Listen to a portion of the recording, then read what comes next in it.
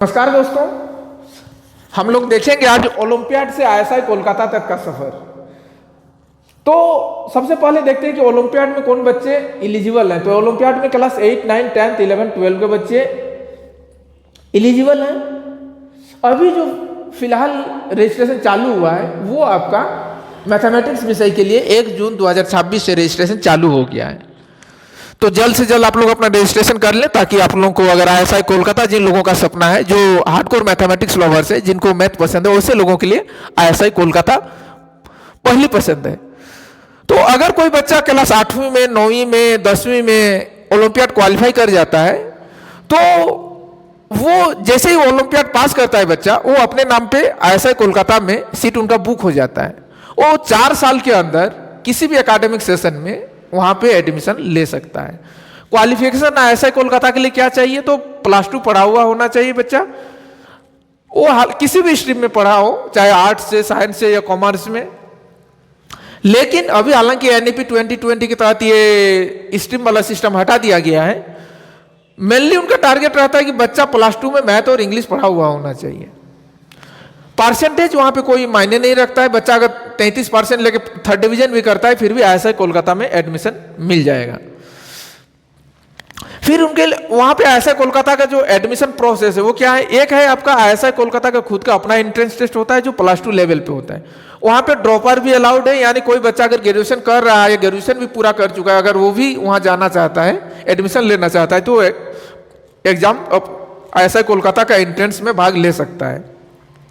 दूसरा माध्यम है ओलंपियाड। ओलंपियाड अगर आप क्वालिफाई कर जाते हैं फिर भी आपको आईएसआई कोलकाता में एडमिशन मिल जाएगा। तो वहां पे एज का जो है, एज का कोई रेस्ट्रिक्शन नहीं है। वहां 2 तरह का मेरिट लिस्ट, एक आपका कॉमन मेरिट लिस्ट बनता है जो बॉयज और गर्ल्स मिला के बनता है, और दूसरा मेरिट लिस्ट बनता है सेपरेट लड़कियों के लिए, गर्ल्स के लिए, क्योंकि लड़कियों के लिए 16 सीट स्पेशल रिजर्व किया गया है। फिर हम लोग देखते हैं कि आईएसआई कोलकाता में पढ़ाई क्या क्या, कोर्सेज क्या क्या कराया जाता है। तो बी मैथ, बी स्टेट और डीएस। बी मैथ कहने का मतलब है bachelor of mathematics, B stat कहने का मतलब है बैचलर ऑफ स्टैटिस्टिक्स, डीएस कहने का मतलब है डाटा साइंस। कोर्सेज का जो ड्यूरेशन है, यूजी वहां पे पीजी तक की पढ़ाई होती है। तो यूजी का जो कोर्स है वो अभी भी वहां 3 साल का ही है और हर एक महीना आपको 5,000 रुपया स्टाइपेंड मिलेगा। पीजी के दरमियान अगर आप वहीं से पीजी करते हैं तो पीजी का जो कोर्स है वो 2 साल का है। वहां पे आपको हर एक महीना 12 से 15,000 रुपया स्टाइपेंड दिया जाता है। पीएचडी अगर वहीं से करते हैं तो कोर्स का जो ड्यूरेशन है 3 से 6 साल का है। स्टाइपेंड आपको 25,000 रुपया हर एक महीना दिया जाता है। फी जो है वो एकदम बिल्कुल निःशुल्क है, एकदम फ्री है। वो आईएसआई कोलकाता आपको बुला रहा है कि अगर आपको मैथ आता है तो आ जाओ, आपको साइंस नहीं आता है कोई बात नहीं, आपको फिजिक्स नहीं आता, आपको केमिस्ट्री नहीं आता, आपको बायोलॉजी नहीं आता, कोई बात नहीं, आपके पास पैसा नहीं है, कोई बात नहीं, वो आपको पढ़ने के लिए पैसा देंगे,